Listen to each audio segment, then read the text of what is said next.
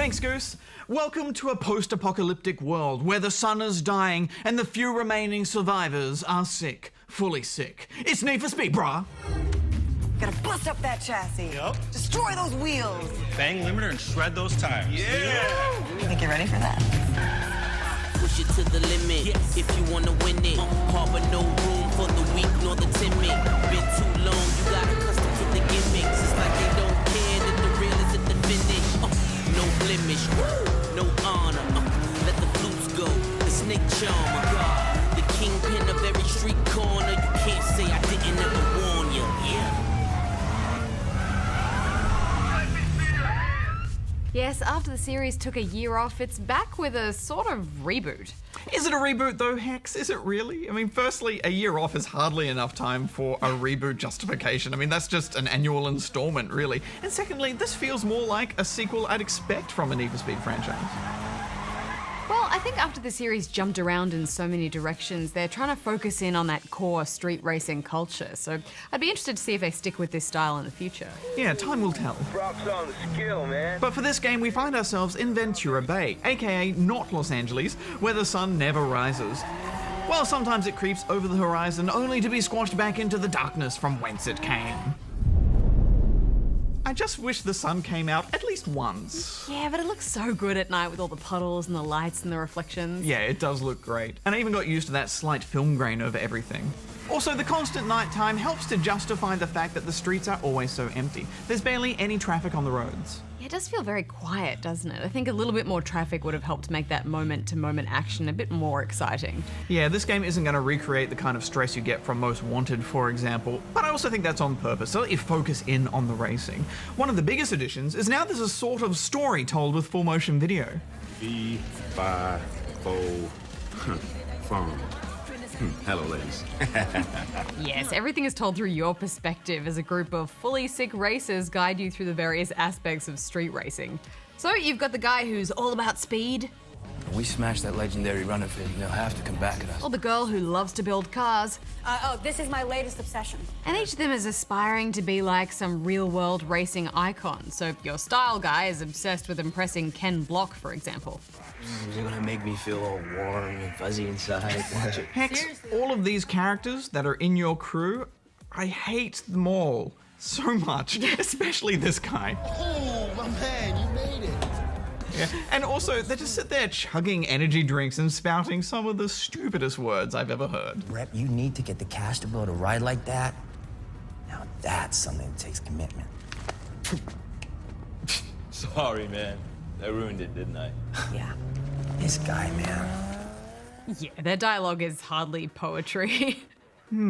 Poetry, you say? See, like this rim would give Amy an aneurysm. Like, totally. I was maxing at the diner, and I caught this hype. Some asshead train on the freeway. Guess my invite got lost. I mean, the dialogue is so bad. And to me, it just reeks of a bunch of adults that have tried to write dialogue that'll appeal to 14-year-old boys and just failed massively at it. And the result is something that's quite patronizing to anyone who picks up this game. Maybe one of these mongrels will take a shine to you. And I think the other problem is it feels weird to have all these characters constantly talking to you and about you, but you're this silent protagonist. Yeah, it is a bit weird, isn't it? And that can work really well in other games where you're in-game and moving about and directing the action. Look at Half-Life, for example. But when it's full motion video cutscenes and you're just not saying anything, it's so strange. What did you think of the whole story idea overall? I mean, I wouldn't really call this a story. The characters are mostly there to simply set up the next series of events. You with me? Right, there's no big dramatic plot or anything that strings it all together. Yeah, one thing that really bothered me was just how often all the characters call you. It's constant when you're busy as well. The phone is just constantly buzzing, and then you pick it up, and they're in the middle of having conversations with other people. I just don't get it. Someone's gotta know something. Well, they wouldn't be a very good super secret underground outlaw dudes if everybody Rude. knew who they were now, would they? I just think it would have helped a lot if your character said something. Maybe give them a few dialogue options in the cutscenes. Really? I mean, do you want this to be the Mass Effect or Walking Dead of races? Yeah, that'd be awesome. Tonight, we ride. You can show us what you're really made of, yeah? Yeah, man. But you know what? I do commend them for at least trying something different with this narrative style. And maybe they didn't quite nail it, but you know, that's more than most racers do. Well, let's talk about the actual racing. Yes, my first impression of the racing in this game, Hex, was just how great the handling was and how good these cars felt. Perfect for this kind of game. And now there's a slider where you can quickly set how grippy or drifty you'd like your cars to behave. You can also fine-tune all the individual settings so you can get the feeling just the way you like it. As a result, I think this game has some of the most satisfying drifts ever. Yeah, and it's a good thing too, since almost half the events are all about racking up drifts to get high scores.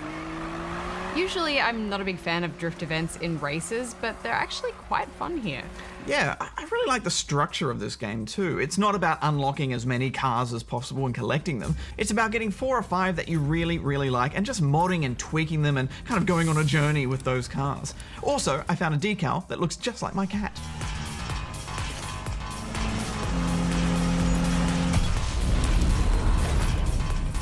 Sick ride, Barjo. In general, I found most of the events a bit too easy though, and I'm not even that great at races. But I always had loads of time to spare in time trials and could easily score huge points in drift events.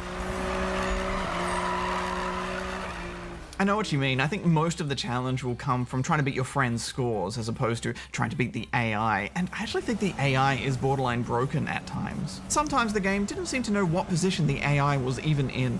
And once an AI racer in front of me simply turned around. There's also some serious rubber banding here, which takes a bit of the skill out of the races. Yeah, and there were some technical hiccups as well. For example, at one point I started a race and the game forcibly shoved me and all the other drivers into a barrier. Also, we reviewed this on PS4, and after a few hours of playing, we started to find some races would cause the frame rate to tank. I mean, mostly it was smooth sailing, but it can get pretty chuggy at times.